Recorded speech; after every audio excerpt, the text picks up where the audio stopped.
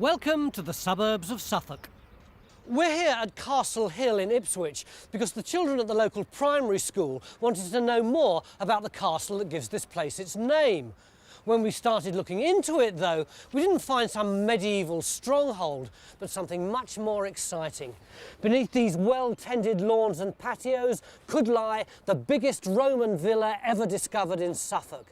So how big was this building, and what on earth was it doing here?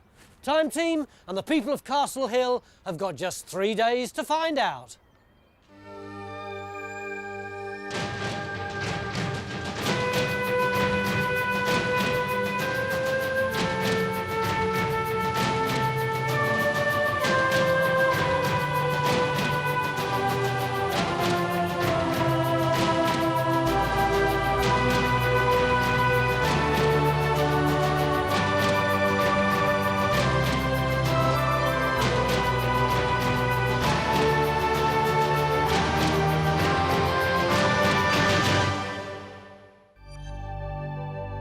We know the castle of Castle Hill was actually a villa because of this man, Suffolk archaeologist Basil Brown. Starting in 1946, he spent the years before the housing estate was built compiling a partial plan of a substantial 3rd and 4th century Roman complex. But time ran out before he could dig the whole site, and the bulldozers moved in, burying the farmland and his discoveries under a swirling carpet of housing. There is a Roman villa here, we know it's here, which is a good way to start. We're now here to finish Basil Brown's job and uncover the true extent of the villa that gave Castle Hill its name. And that means digging in at least 8 gardens, making it the most ambitious back garden archaeology we've ever done on a regular Time Team. We've got a reasonable idea that the bulk of the villa walls are underneath number 21, which is why we're starting here. First thing we need to do is dig a trench to find some of Brown's walls. And once we've locked his plans into the modern landscape, we can go hunting for the parts of the villa he didn't have time to dig. But that's not as easy as it sounds. I don't want to cast any aspersions on old archaeologists, but it's almost impossible to tie these old plans into the modern landscape. So, you know... Why is that? Well, because they just didn't record things in the way that perhaps they should have done by modern standards. I don't think that's fair, actually, Guy. I mean, Basil Brown, who did the excavations in the 1950s, and there were other excavations in the 1930s, they did record everything they found in great detail. But the problem is that the landscape's completely changed. You can see this is Brown's excavations here, and it's all just open land. Yeah. Nothing like this. So they've referenced the trenches to field corners and fence posts, and even buildings like this, huge, great big buildings, obvious things to tie your trenches into, but they've all gone now. And they didn't have anything like GPS that could give them actual 8-figure grid coordinates. So they did the best they could, but because the landscape's changed, we don't know exactly where those things were because the references have gone. Jude, you've dug here before, haven't you? Yes, there was a little bit that didn't get developed until the end of the 1980s. Down here, we found a bathhouse in this area here, and we found a timber building, an old timber building about there. So this could be part of really quite a big complex. Oh yes, it's really quite an impressive looking range of buildings, if we can find out where it all was and which bits joined together, and that's going to be really difficult to do. We're starting in number 21 Tranmere Grove because that's where Jude believes the western end of the villa is. And finding a whole mass of walls and corners is essential for establishing how Basil Brown's plan fits into the modern estate. But there is a problem. If our guess is only out by a few metres, we could be digging in the wrong garden. So to cover ourselves, we're also going to dig in number 17 to see if and where it contains evidence of Brown's excavations. We're gambling a lot of our resources on these trenches, but the amount of finds that have already turned up suggests we're on the right track. You've got quite an impressive range of material. I can see as we've got roofing tile. That's right. What is interesting is that this material here is brick from a hypocaust, or the pili, the pillars that support the hypocaust. So we're looking at a building of status, but particularly interesting is the fact that we've got this glass. One burnt fragment, which could be window glass, and a very small fragment of vessel glass. This is almost certainly the base of a shallow vessel. But I'm certainly encouraged that sort of the level of material certainly impressive segments of floor material that have been right. coming up from this garden area. That's right. I think Gives us some hope. The early geophysics results are also surprisingly good because, in spite of the urban setting, they seem to be spotting some very promising features under the lawn. I think we've got something positive. Cool. This is 17, isn't it? It is, yeah. Right. The black is high resistance, so the black should be wall or rubble or something like that. Something big coming through. Now, doesn't that match with those? Well, in theory, the main axis of the villa, the east-west corridor, is coming through this garden here, so we should get 2 walls sweeping right the way through.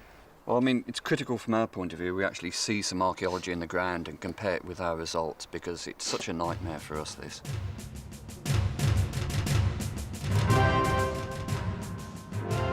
We're already digging in 2 gardens and it's not even 10:30. How many we finally dig is down to the patience and hospitality of the residents.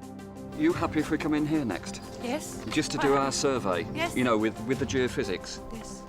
But the good news is, if we can establish the exact location of Basil Brown's plans, it'll make our search for the rest of the villa complex so much easier, because Romans loved their buildings to conform to certain basic rules. There does seem to be a fairly standard pattern that many villas will conform to, and that's what we've been working on.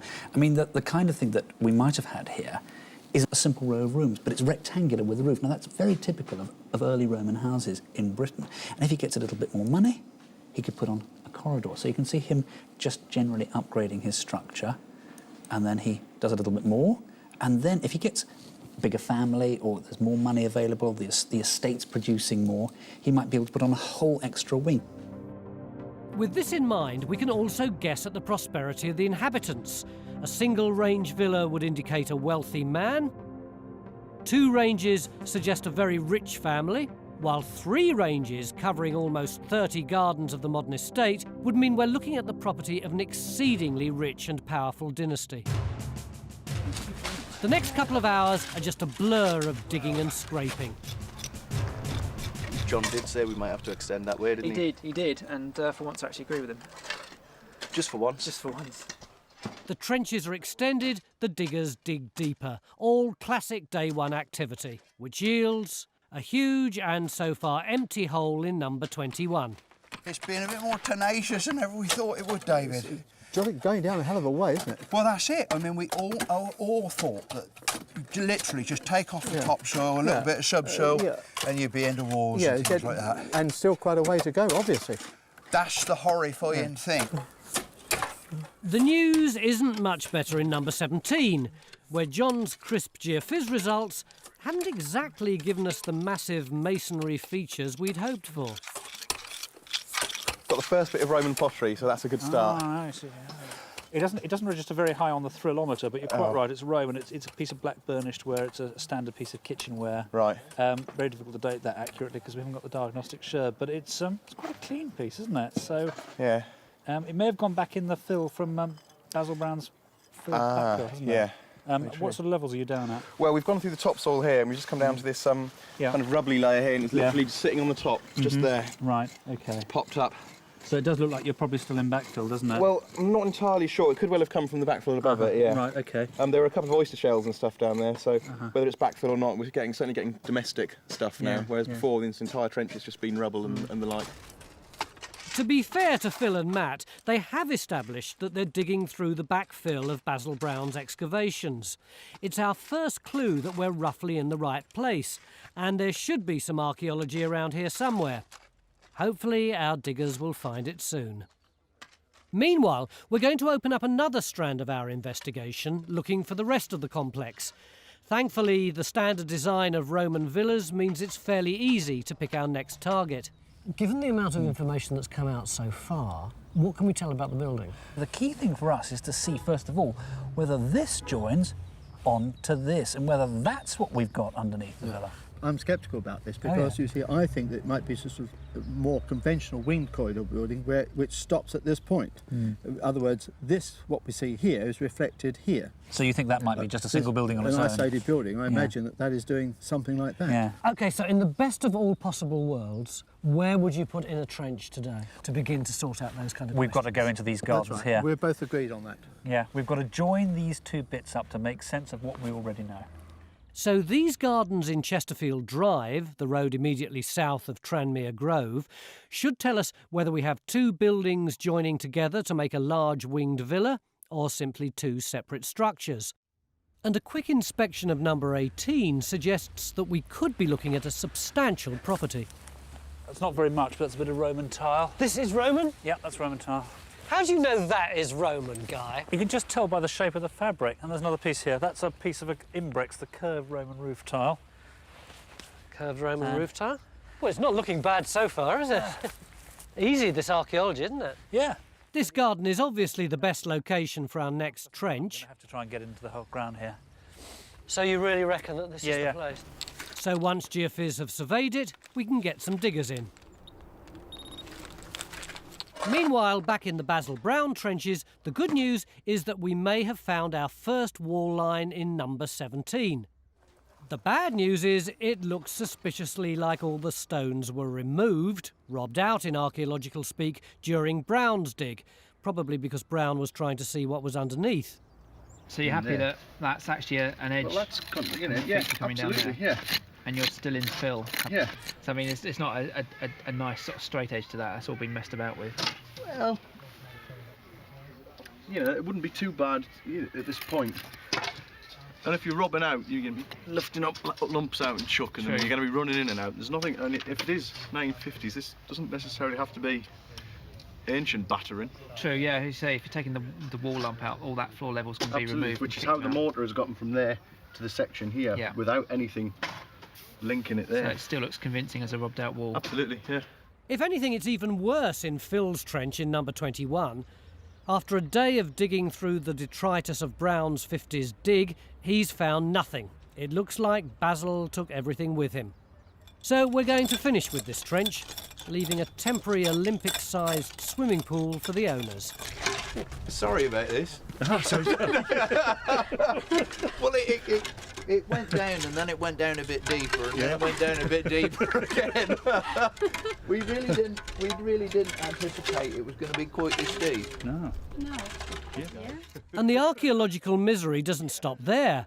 Carenza's been digging through Brown's original archive, and she's now discovered another complication.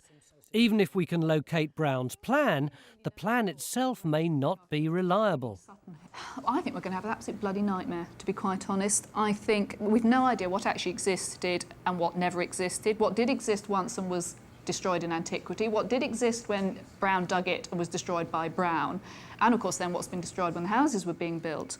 But what's really bothering me actually, Tony, is that we've got no trench plan. What do you mean a trench plan? Well, nothing that shows us which areas he excavated and which areas he didn't. I mean, you look at this and it looks as if he's opened up this whole area, and I think that's very unlikely. So a lot of this might be surmise. Yeah, exactly. Hang on. You were vigorously defending him as being incredibly scrupulous only a few hours ago. Well, I was saying I don't assume that he's not located it properly. And in fact, you look, he has picked up field boundaries and field gate there and buildings and things to measure off. So it may well be that he's located his plans accurately, but that his interpretation of what's going on is actually wrong. Brown has also drawn all of his walls perfectly straight to fit exactly the graph paper he's using, completely changing the appearance of some of the wall lines recorded in his site sketches. Luckily, we have the notes from which he compiled his master plan. Unluckily, there's a lot of them, and if Carenza and villa expert David Neal are to stand a chance of rebuilding an accurate plan, they'll have to go through every page. It's coming to the end of day one, and this isn't the straightforward dig I'd expected this morning. We haven't found enough of Brown's excavations to fit his plans into the landscape, and Carenza says we shouldn't trust those plans anyway. But at least geophys have nearly finished surveying their new area. there's also a small reward for all our diggers' hard work. The first real insight into the people who once lived here. What I found it is a really nice piece of shale, and it looks like it might have been a bracelet, possibly for a child, looking at the size of it. You're right. What's lovely about it is it looks like it would have fitted a very small wrist, and you notice on the inside of it this wonderful turning marks. You know, because it's really so easy lovely. to carve, isn't it? And the Romans used it for furniture and all sorts of small pieces of jewellery, didn't they? They did, predominantly bracelets, as I understand. Think about it, it's very fragile, isn't it? So it would break very easily. You'd only have to knock it if you're walking around. If this was a child's, as you suggest, with the size, very easy for a child to break that, wouldn't it? Yeah, it would be very easy.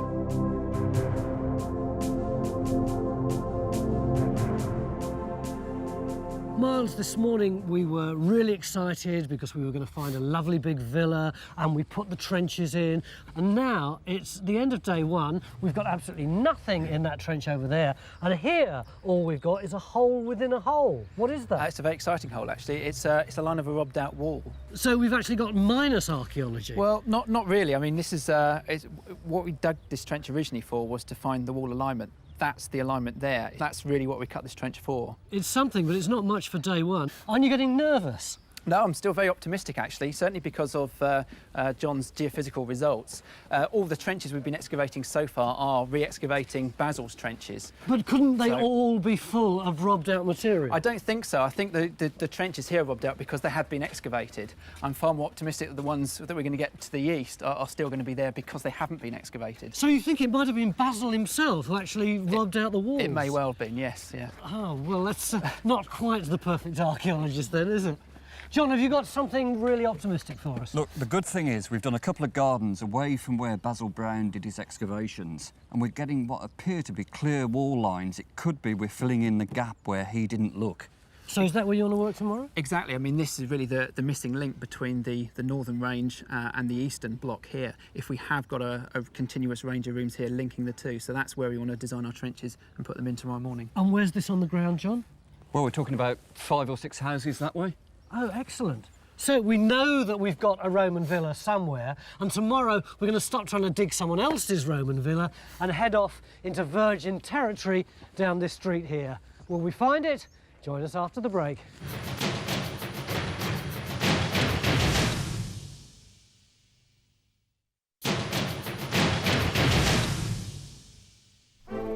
It's the start of day 2 in Ipswich, and somewhere beneath this sea of 50s housing lie parts of a large villa recorded by archaeologist Basil Brown in the mid-20th century.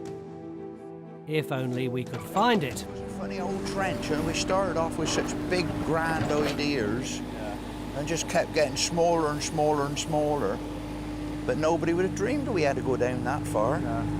They didn't tell us that in the meeting. They said it was about that far down. Well, I mean, you look at all the photos. Half our diggers are still stuck in Tranmere Grove trying to lock Brown's plans into the urban landscape, while Geophys have sent the other half to open trenches in numbers 14 and 18 Chesterfield Drive, where the results suggest there's an eastern wing joining the main villa building.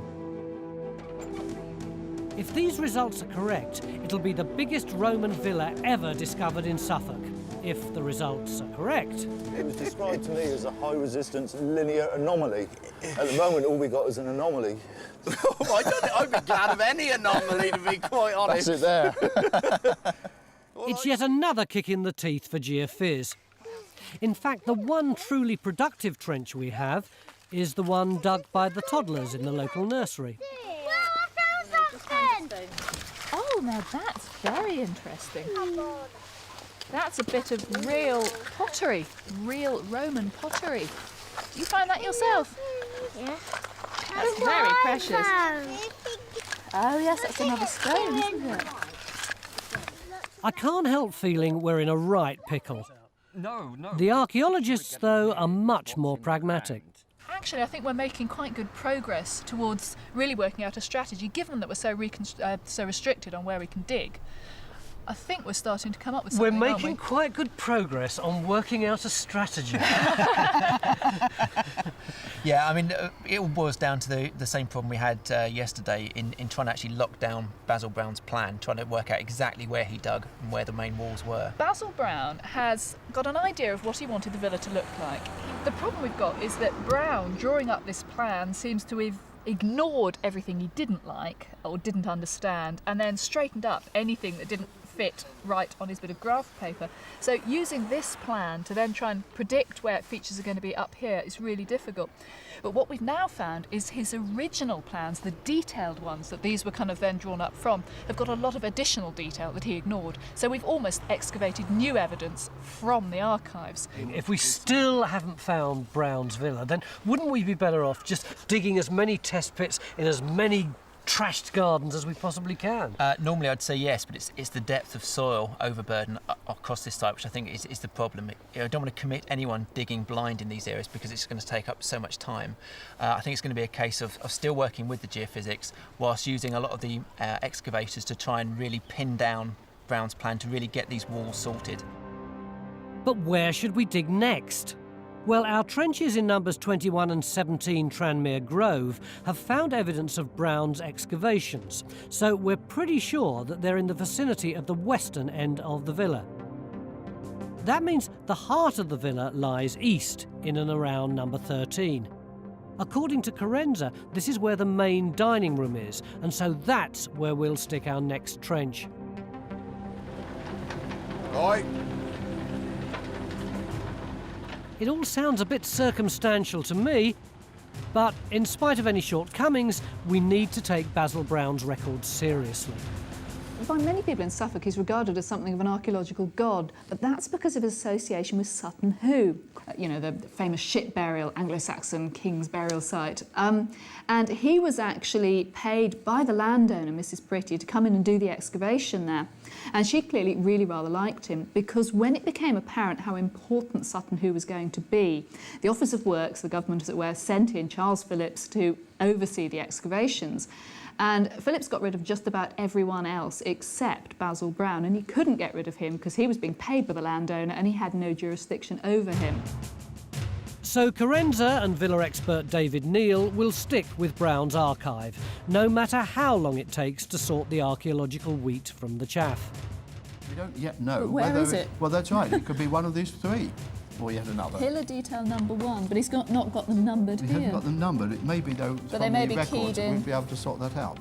One thing they're now sure about is that there's not just one, but several phases of villa. David also believes a bathhouse once stood on the site of the trench in number 21 Tranmere Grove. It's just a pity that all the archaeological evidence of it seems to have been removed by Brown. Over in numbers 14 and 18 Chesterfield Drive, we wanted to establish if the villa had an eastern wing.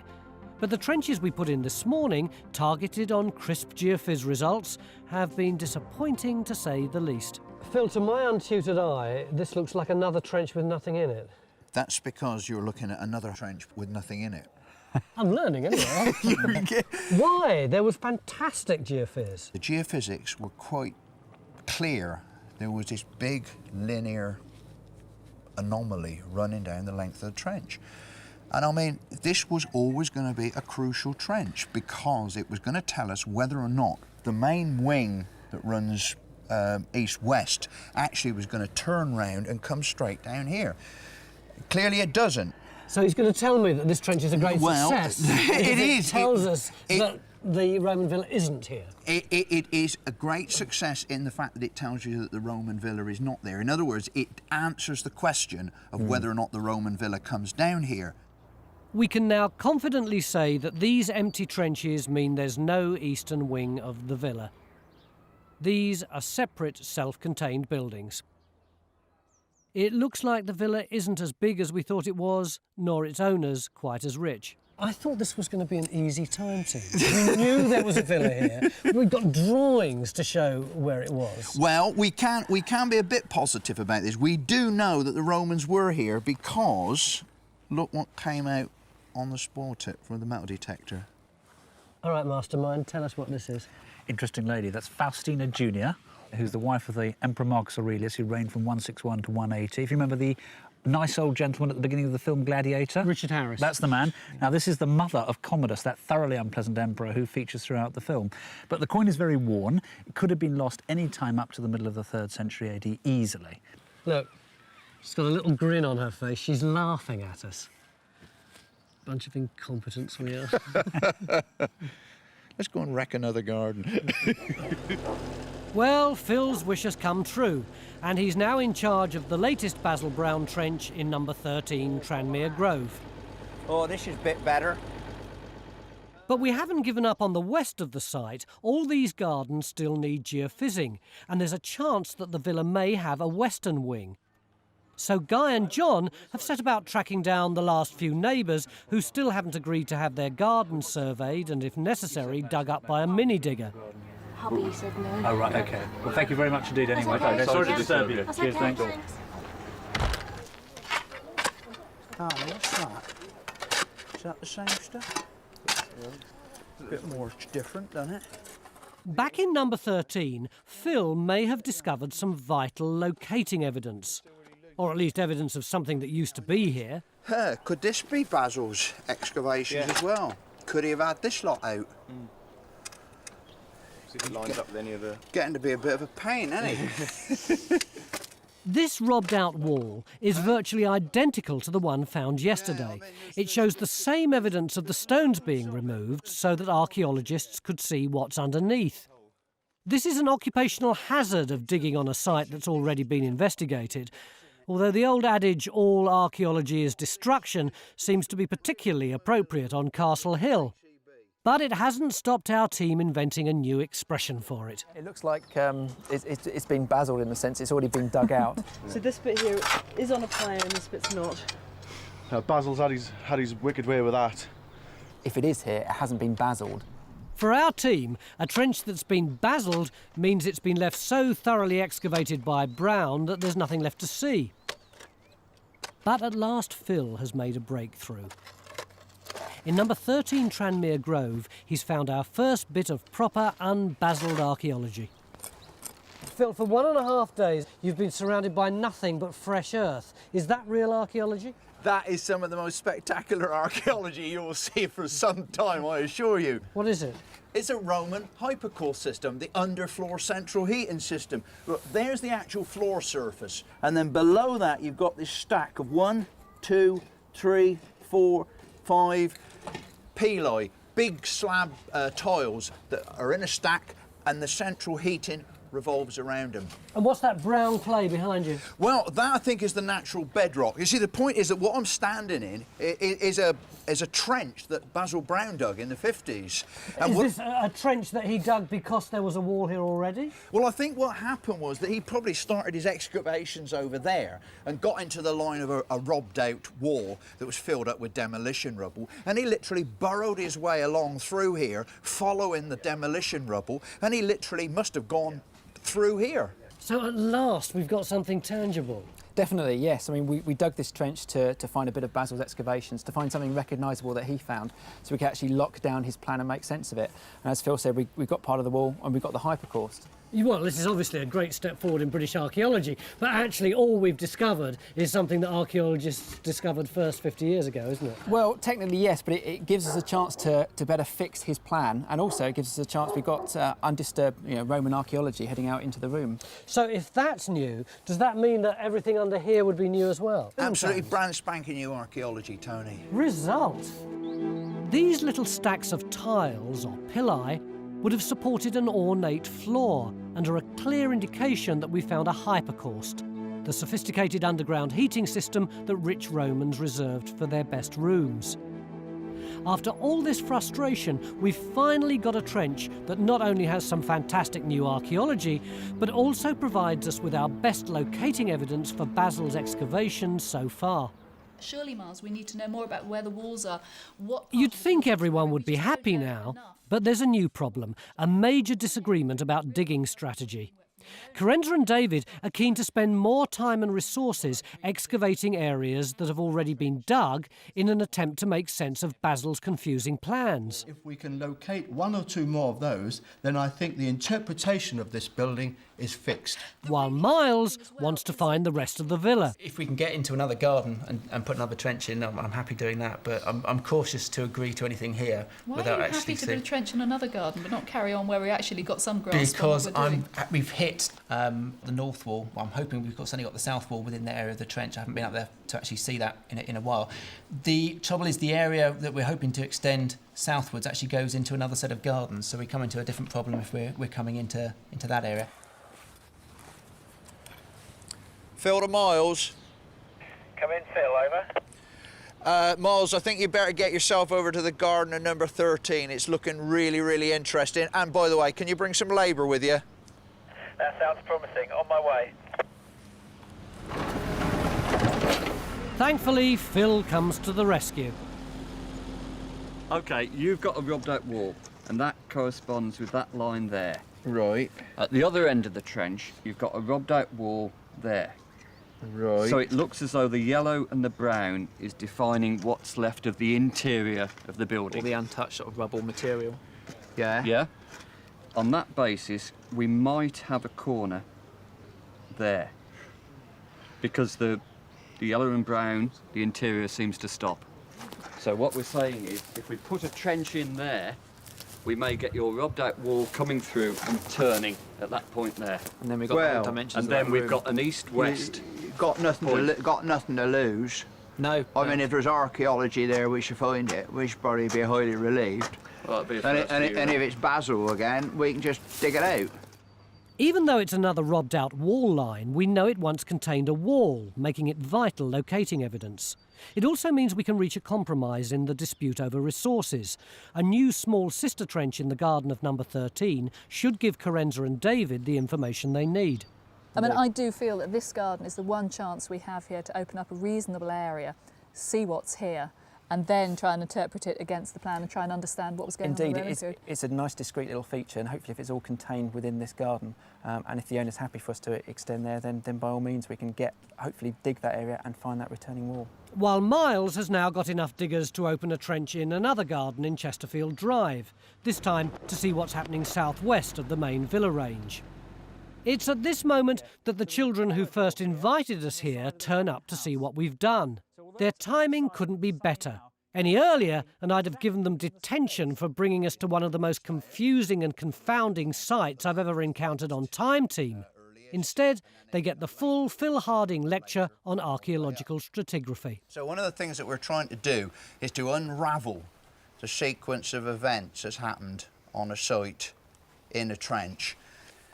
So if we can find a coin of, let's say, 300 in there, the likelihood is that the next coin is going to be earlier than that if it's in this layer, because it's going underneath. This layer is earlier than that layer. We've just about reached the end of day 2, and after 8 trenches in 6 different gardens, we're finally getting somewhere. Honest. Our latest trench in Chesterfield Drive has proved to be empty, so there's no western wing. This villa is shrinking before our eyes, as is the wealth of its occupants. But it also means that all our archaeological resources can now be concentrated on the gardens of Tranmere Grove. But that's tomorrow, and before the final push on this exhausting, frustrating site, there's time for some archaeological brain food. Beer and sausages. For 2 days now, we really feel as though we've been picking around the edges of this frustrating villa. But now, at last, we've got 2 walls over this garden fence. One there and one there, lined up like this. They indicate where the middle of the villa is, and we know what's going on over here because of Basil Brown's plan. What no one's ever done is to dig beyond this garden. Let's hope tomorrow we can really get stuck in the gardens over there to see if at last we can find out how big this villa actually is. Join us after the break.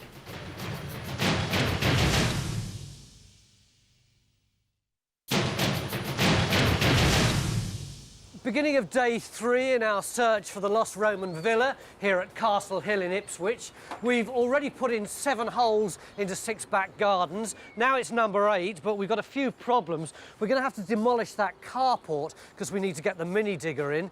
In addition, there's this fence that's going to have to come down, and down here there's a cat's grave which is pretty newly dug, so clearly we're going to have to keep away from that.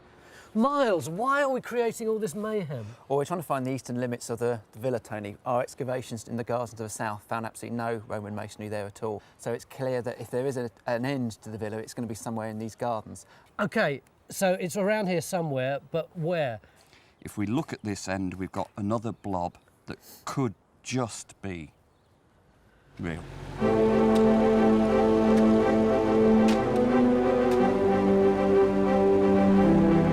At last, after 2 frustrating days of chasing Basil Brown's plans over half of North Ipswich, we may be finally about to establish the true size and shape of this villa.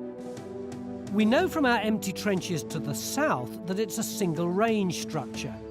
Now in number 7 Tranmere Grove, we have John's geophys results lining up perfectly with Basil's last recorded eastern wall lines. This could be the break we're looking for.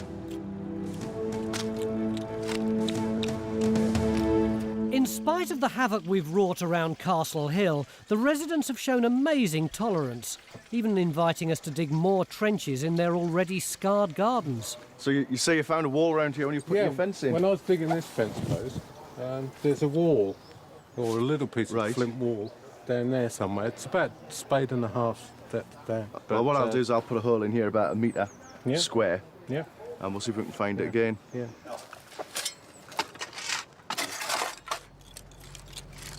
And would you believe it? While Basil Brown and geophys have confused us, local knowledge appears to have come up trumps. What you got in this one, Dan? I think it's our first definite piece of Roman wall. That sounds pretty positive. I'm always positive, Stuart, when I find something as good as this. Does it look disturbed at all Not by at all. Basil Brown? No, not at all. It's solid. I mean, the mortar's in excellent condition. The nodules haven't been bashed around or anything. It's absolutely pristine. That's rather nice, isn't it? Great, that's brilliant. Yeah. It is brilliant. Yeah. I think this is kind of a key little hole, this one, isn't it? Yeah. That square here looks like it might be another of those stacks of pelite tiles. Over in Phil's trench, the hypercaust he discovered yesterday just gets better and better. I'll extend the trench along here, get a pick and shovel, and we'll actually see whether we can get any more of those, and also the entrance of the flue. We now have a mix of features from numbers 17 and 13. Phil's hypercaust system, robbed out walls from Brown's excavations, and a hint of some solid archaeology in Dan's trench. It's exactly this sort of information we need to tell the story of this villa. At last our dig is going according to plan. Or at least it was. We thought that we might find the end wall of the villa here in the back garden of number 7, but there's absolutely no sign of it at all. And there doesn't seem to be any point in digging in number 9, because if it had been in number 9, we'd have found the rubble from it in number 7. So another hour, another garden, another trench. We're going to start digging in number 11 to see if we can find it here. Good morning. Thanks for letting us dig. Yeah. But the problem is that number 11 is right next to where we thought the heart of the villa was. So the trench and the villa seems to be shrinking and shrinking and shrinking. Have we any reason to think that it might be here other than desperation? Well, look, we've got our strongest signals grouped around here. We're in number 11 now, and they appear to stop at that point, which is over here. So, I mean, I think the last trench in Certainly, here. I think this is going to be our best bet, I think, for getting that eastern end, which we've been searching for so long. But I don't understand. I thought that according to his drawings, the villa went way, way off in that direction. Indeed, I mean, we've been searching for the eastern end of the villa in the gardens right over there, but it looks suspiciously like a lot of this eastern wall coming along here is actually wishful thinking on his behalf. He's actually sort of guessing that the line is continuing off in the distance, when in reality it's stopping somewhere in this area. So we've been looking for things that aren't really there. We've been trying to imagine that we can see them, simply because we thought the plan suggested that. OK, so this is our final throw. Yes. But that nice gentleman there, he's not going to like us very much if we try and get the mini digger through his garage, is he? No, we've got a rather easier option. It's actually taking down this fence and driving the machine straight through. Can we do that? I think we can. Oh, excellent. Slide this out.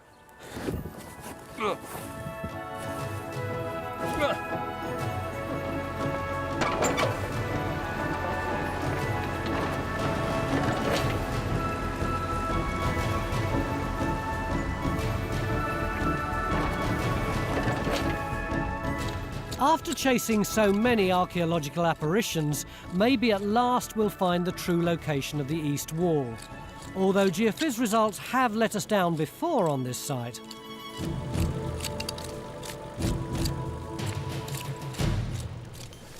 That's not a wall, is it? No, it's the geophysical anomaly, though. A mid-20th century anomaly? Yeah, but it's brick, it's tile, it's rubble. I can't date things. Yeah, it's not villa, so what do we do? Will it be further down? We can't go down, it's going to be too disturbed. We need to look there. Over here? Yeah, we'll get Kerry to open up a new area in there and right, see so where we go. That was our final throw, and this is our final throw. And this really is our last chance. We only have a couple of hours left, and with so many other trenches still being recorded, completed, or in some cases still being dug, we just won't have enough time to dig elsewhere. But at least David and Carenza are now reaching the end of their dig through Brown's archives, and they're at last making sense of the different phases of the building. I always think of archaeology as basically an outside activity, but you two have been stuck in here for 2.5 days, and you've shown no desire to come out at all. Well, we've ventured out from time to time, but I mean, basically, we've been digging through Basil Brown's archive, and it's every bit as confusing as the trenches, really. I mean, you just look at this, you see, this is Brown's field notes, and you see here we've got an area here, and he clearly says building there. You look at the exact same area when he sort of got home and drawn it up. This is exactly that area. There's a whole load of additional walls, and he calls it a park. So essentially you two are like those policemen in old movies who get all the evidence from an unsolved murder and reinterpret it. Discover new clues, exactly. It, that's right. We've been rethinking these plans, and what we've probably got is an aisled hall, this area here being the hall, the hypocourse that we've got in the other trench That's in being number 13. the triclinium, the main reception room, but it also helps explain this foundation that Brown found to the south, which is almost certainly a porch in the porticus or the passageway fronting the building, running through here. These archives have almost been like an archaeological dig. You know, 90% of the stuff that comes out of the trench isn't of interest. It's backfill, it's rubble, it's nothing to do with anything. But there's that 10% which is telling you something. And really, these archives have been exactly like that. 90% has been no use, but the 10% is there, something we can really use. With a bit of luck, we should be able to come up with 2 or 3 phases of drawing of the villa on this site. Really, from the archives, and the trenches will be able to tell us where it was, and with a bit of luck, a bit of dating evidence. We've also solved another question we set ourselves. Why build a villa here in the first place?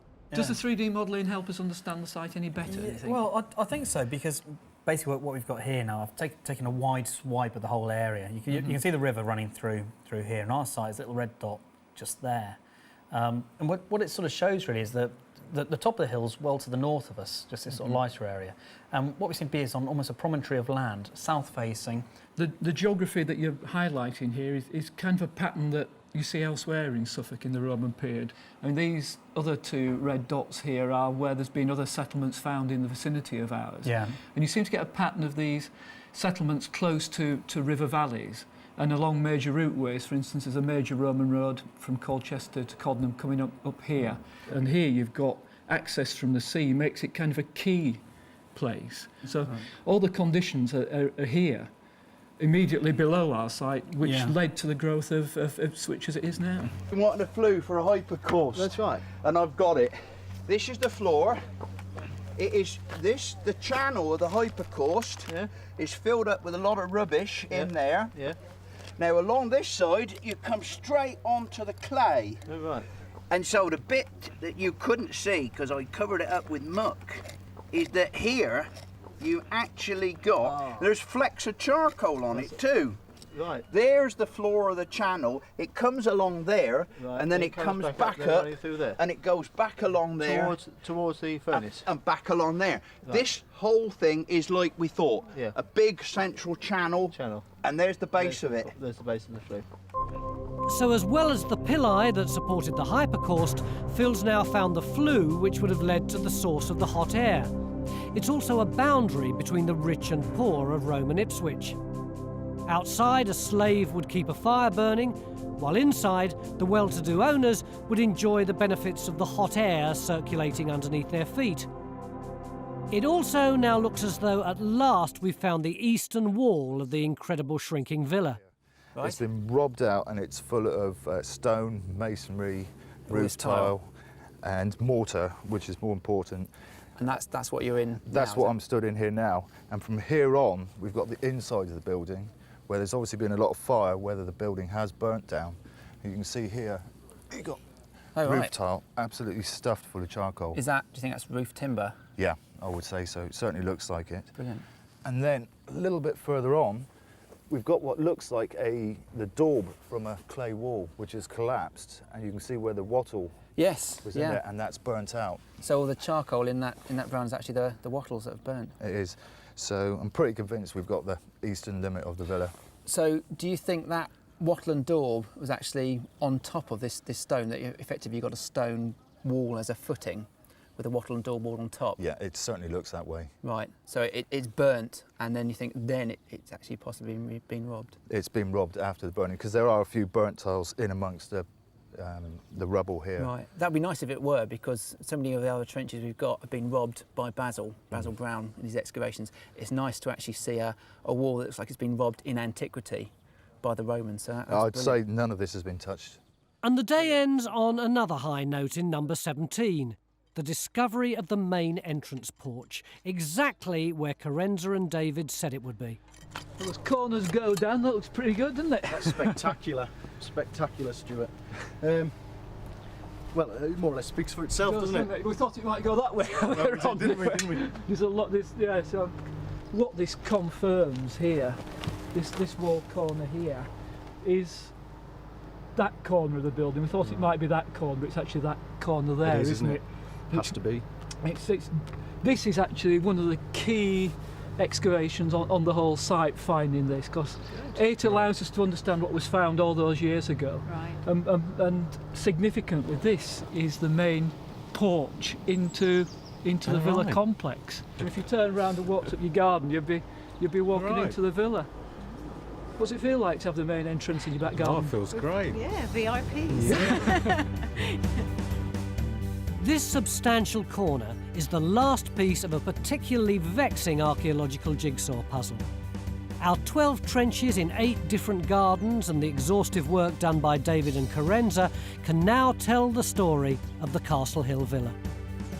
It started as a wooden barn-like structure in the 1st century AD, before a more substantial stone building with a bathhouse at the west was built during the late 2nd century. Finally, the villa design was refined in the late 3rd century, with a new separate bathhouse and other outbuildings. This last villa stretched from number 21 to number 11 Tranmere Grove, with its main reception room, the triclinium, under number 13, complete with a state-of-the-art underfloor heating system. It may not be quite the massive villa complex we expected to find, but hey, size isn't everything. Although maybe if it had been a bit bigger, we wouldn't have had to dig so many trenches to find it. These back gardens look pretty much like they did 50 years ago when the whole place was a building site. Don't worry though, we will put them all back together again. It has been worth it though, because our 8 homeowners can now say not only that they live on top of a Roman villa, but precisely which wall or corridor or porch is under their lawn.